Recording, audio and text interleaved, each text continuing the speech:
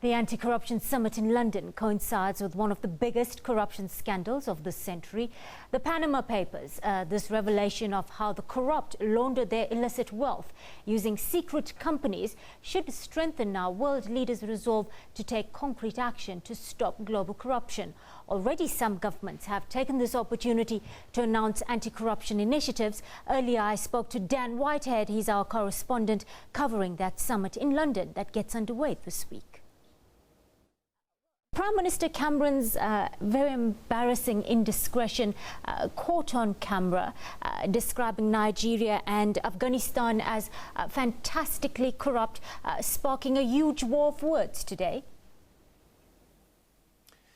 Yes, absolutely, and it threatens to overshadow the entire summit. The British Foreign Secretary Philip Hammond has defended the UK Prime Minister, saying that he was simply stating fact. What is interesting is we have heard from President Buhari, the Nigerian president, who is in the UK a day early. He's been speaking at a Commonwealth anti-corruption sort of preview summit before the main event on Thursday. He has said that he will not be looking for an apology from David Cameron, but merely actions. He says he's not searching for any apology. In fact, he was asked at this preview summit on Wednesday, do you think Nigeria is fantastically corrupt? He actually answered the question yes. He was brought into Nigeria's power on the ticket of sorting out corruption in that country, so it's certainly no secret that that is what he is aiming to fight for. But yeah, there is no denying that it's been a very embarrassing 48 hours or so for the British Prime Minister, because it started with a reaction from Nigeria saying that this was an unfair characterisation, that they were shocked at this. Similar words coming from Afghan officials, and saying actually that the picture that David Cameron was describing to the British Queen of these countries was a snapshot from some while ago, and it's unfairly not recognising the work which is being done in those countries to tackle corruption.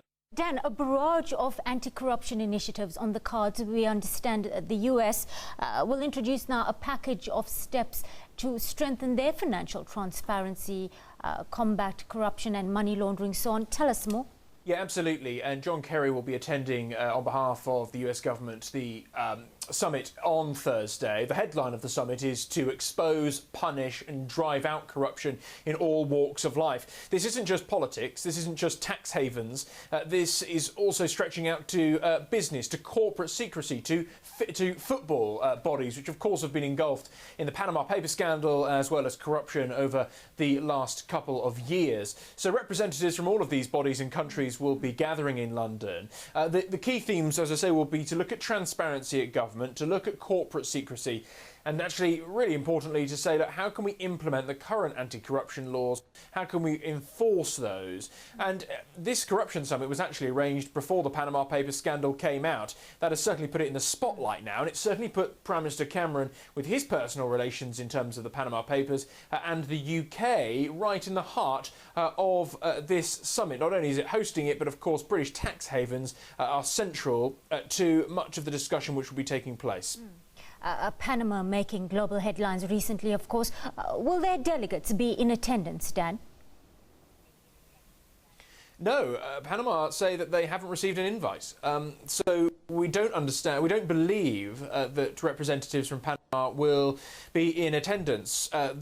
The actual list of attendees, which countries will be represented here, is being finalised right up to the 11th hour. We understand there are representatives from the High Commission of South Africa who will be here. Some campaign groups saying that there should be more senior members of the ANC present. But there will, of course, be a high number of African nations being represented here. Of course, we have the Nigerian president who, despite being caught up in this rather embarrassing situation alongside David Cameron, President Buhari will actually be giving one of the keynote speeches at the summit on Thursday.